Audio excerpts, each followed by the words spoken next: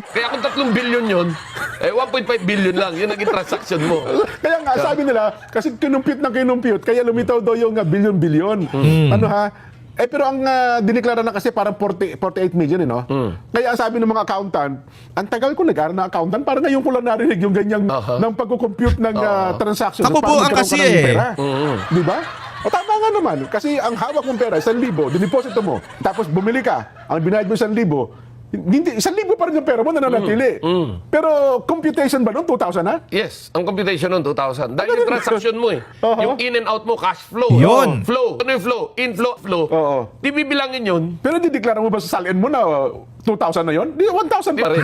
1,000 lang. Ang hindi pa malinaw doon is, kung yung bang buong kasamang 3 billion na yun, clean cash yun, or may loan yun. Kasi dinideklara sa statement of assets liabilities yan, net worth.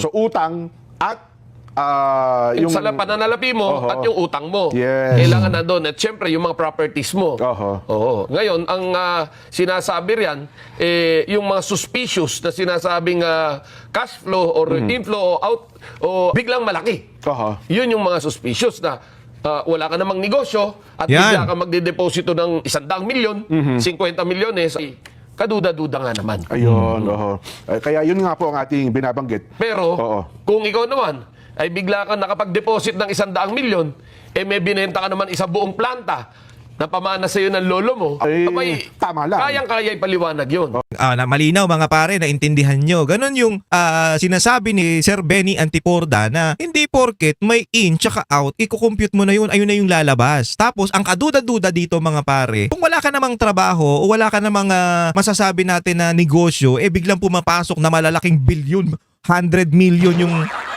pinapasok mo sa bangko mo, magugulat ka talaga.